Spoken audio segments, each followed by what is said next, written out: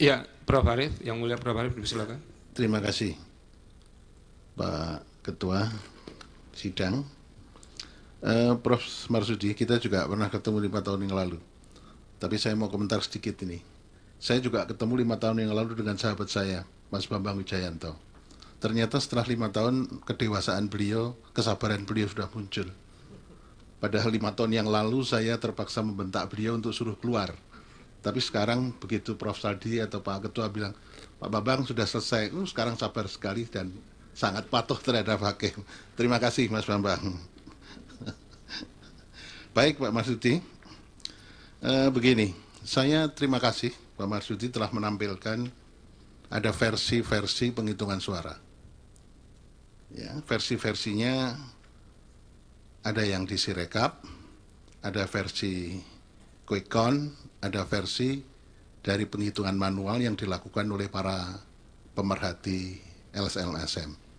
Dan itu ada kesimpulan yang juga menarik. Ya.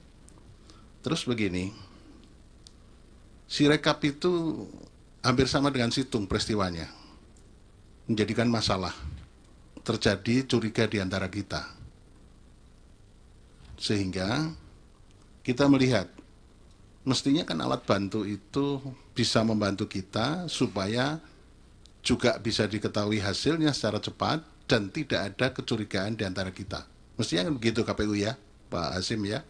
Ini kebetulan Pak Hasim asisten saya, dosen di Undip. Jadi kalau Pak Hasim nggak benar, saya juga malu sekali ini. Nah saya begini tanya, yang dipakai sebagai dasar menurut ahli dan menurut KPU, ini betul yang manual dan berjenjang kan? Nah kalau begitu kita sekarang ini apakah betul meributkan sesuatu yang sebetulnya nggak dipakai? Tapi sudah terlanjur ada kecurigaan di antara kita, ada fitnah di antara kita. Nah untuk bisa ngecek penghitungan secara manual, tadi sudah disinggung oleh Pak Magdir, Pak Dr. Magdir, kalau manual berjenjang itu cara ceknya gimana? Kan tadi Pak Magdir mengatakan bisa juga secara diotak-atik C1-nya yang manual itu. Nah, kita selama ini dalam pilkada itu gampang karena skopnya sangat terbatas. Kita cek di C1 plano ya. Kalau sekarang dipakai C1 hasil plano. Gimana Pak Hasim itu? C hasil plano. C hasil plano kalau itu. Kan kita mestinya bisa ngecek melalui C1 hasil plano. Pertanyaan saya, kenapa yang difoto Pak Ahli? Yang difoto itu kan bukan C hasil plano, tapi yang difoto itu kan C hasil yang lembar kecil ya Pak Hasim, betul kan?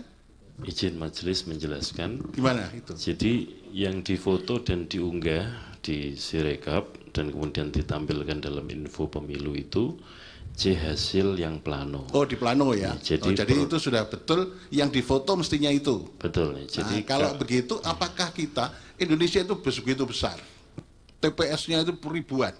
Nah sekarang kalau kita mau ngecek C1 hasil plano, itu caranya bagaimana?